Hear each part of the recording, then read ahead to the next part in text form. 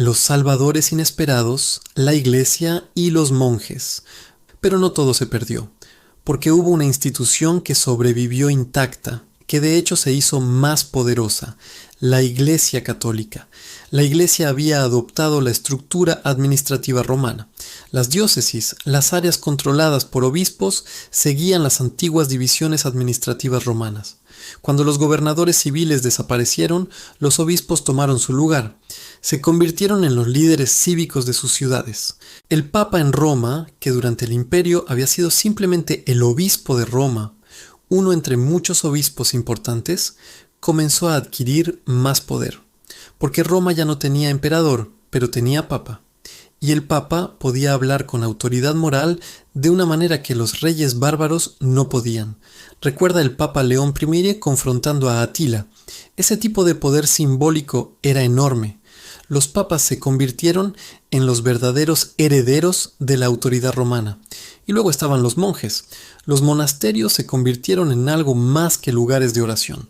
Se convirtieron en centros de aprendizaje, las únicas bibliotecas, los únicos lugares donde se preservaba el conocimiento.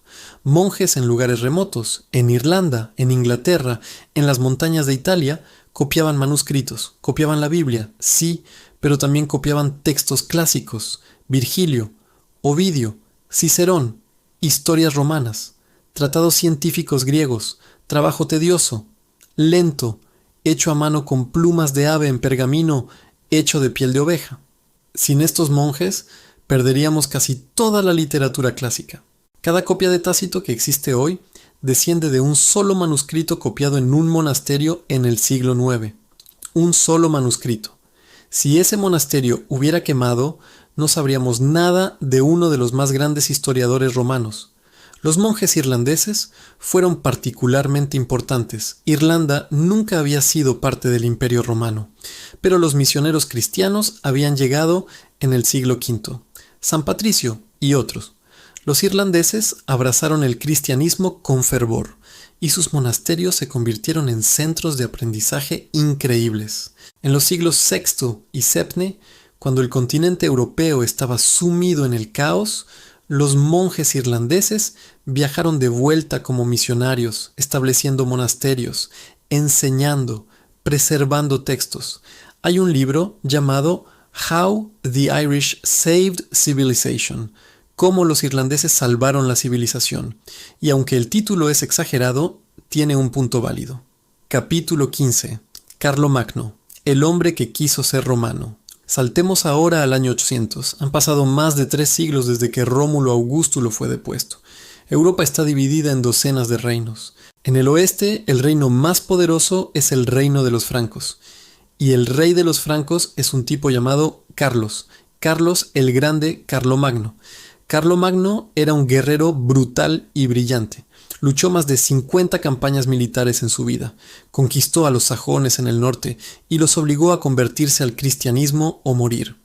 Conquistó a los lombardos en Italia, luchó contra los musulmanes en España, derrotó a los ávaros en el este. Para el año 800 controlaba casi toda Europa occidental, todo excepto Britania y la península ibérica musulmana. Era el gobernante más poderoso desde los emperadores romanos. Y Carlomagno amaba Roma. Amaba la idea de Roma. Hablaba latín. Coleccionaba manuscritos antiguos. Invitó a eruditos de toda Europa a su corte. Intentó recrear la cultura romana en el reino franco.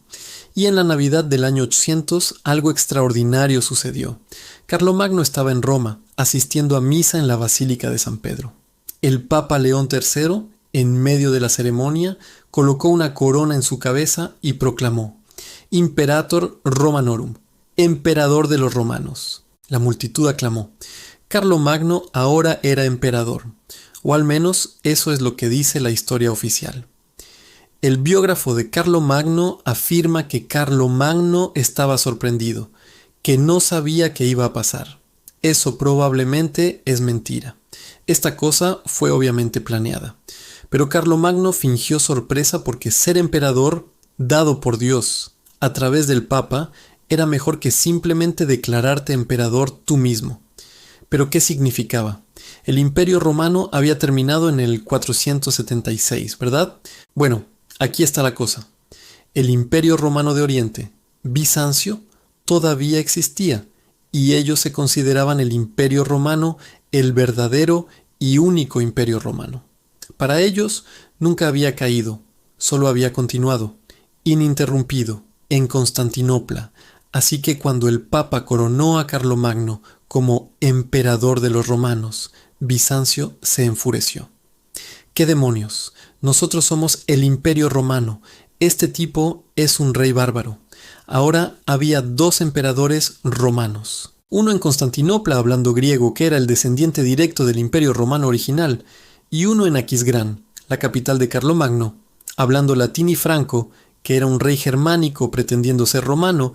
Esta tensión eventualmente se resolvería, más o menos. Bizancio reconoció a Carlomagno como emperador, pero no como emperador de los romanos. Esa distinción era importante para ellos. Los dos imperios aprendieron a coexistir, pero lo importante es esto: el sueño de Roma seguía vivo, 324 años después de que el último emperador occidental fuera depuesto. Alguien volvió a ser coronado emperador en el oeste. El fantasma de Roma seguía obsesionando Europa.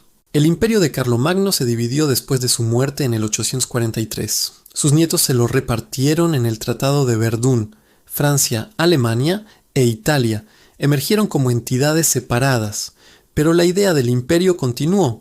En el 962, un rey alemán llamado Otón primero fue coronado emperador por el Papa y su reino se llamaría el Sacro Imperio Romano Germánico. Y esta es la entidad política más extraña de la historia. Voltaire dijo famosamente: el Sacro Imperio Romano Germánico ni era sacro, ni romano, ni imperio. Y tenía razón. No era particularmente religioso, más allá de lo normal para la época. Definitivamente no era romano, era principalmente alemán y no era realmente un imperio centralizado. Era más una federación suelta de cientos de estados pequeños, cada uno con su propio gobernante. Pero se llamaba a sí mismo romano. Sus emperadores se veían a sí mismos como herederos de Augusto y Trajano y usaban insignias romanas. Se coronaban en Roma cuando podían. El título oficial era emperador de los romanos. Y esta cosa duró hasta 1806. 844 años, Napoleón finalmente la disolvió. Piénsalo, más de 1300 años después de que Rómulo Augustulo fuera depuesto, todavía había un imperio romano en Europa y estaba en Alemania. Hablaban alemán, pero juraban que eran romanos. Mientras tanto, en el este, Bizancio continuó llamándose Imperio Romano hasta que cayó ante los turcos otomanos en 1453, 977 años después del 476, casi 1000 años. E incluso después de eso, los rusos afirmaban ser la tercera Roma. Moscú, como la heredera de Constantinopla, como la heredera de Roma, el título zar viene de César. Los zares rusos se veían a sí mismos como emperadores romanos, hasta 1917. Roma cayó en 476, pero la idea de Roma nunca murió. Todavía estamos viviendo en su sombra. Entonces, ¿por qué importa todo esto? ¿Por qué debería importarnos que un imperio cayera hace 1550 años? Porque Roma no está muerta. Está en todas partes. Mira a tu alrededor si vives en Europa, las Américas, o gran parte de África, o Asia. Vives en una civilización construida sobre fundamentos romanos. El derecho. El sistema legal en la mayor parte del mundo occidental está basado en el derecho romano. Conceptos como inocente hasta que se demuestre lo contrario, carga de la prueba, precedente legal, todos vienen de Roma. El derecho civil, que se usa en Europa, continental, América Latina, partes de Asia y África, es heredero directo del Código de Justiniano del siglo VI.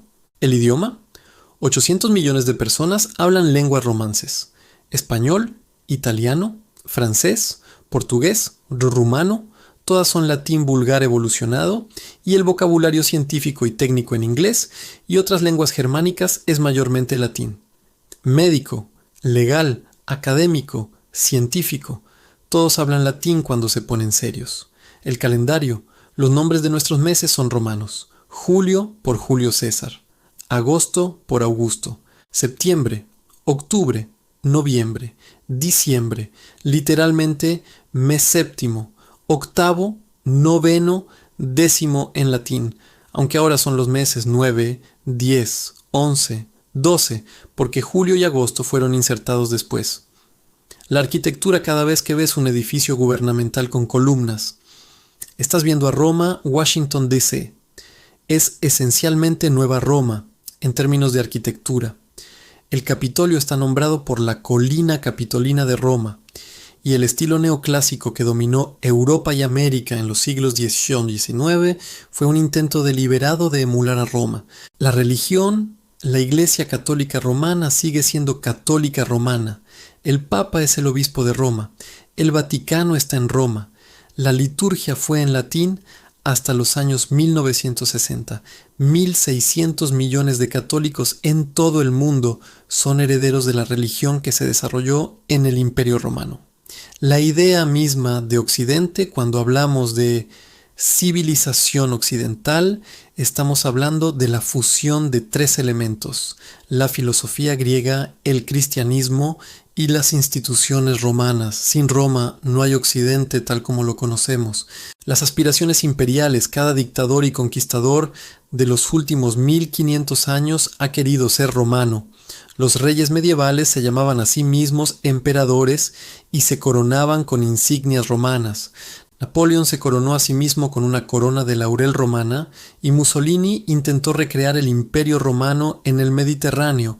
Hasta Hitler llamó a su régimen el Tercer Reich, el tercer imperio después del Sacro Imperio Romano y el Imperio Alemán. Todos ellos se veían como herederos de Roma. Incluso Estados Unidos, aunque es una república y no un imperio en el sentido formal, usa símbolos romanos por todas partes: el águila, la faces, el haz de varas que simboliza el poder romano. El Senado, las referencias a Roma están por todas partes. La idea de Roma, la idea de que un solo imperio civilizado pueda unir grandes poblaciones bajo un solo gobierno, bajo un solo sistema de leyes, esa idea obsesiona a la política hasta el día de hoy. La Unión Europea es, en cierto sentido, un intento de crear una Roma unificada y pacífica. Si te gustó el video, dale like y suscríbete.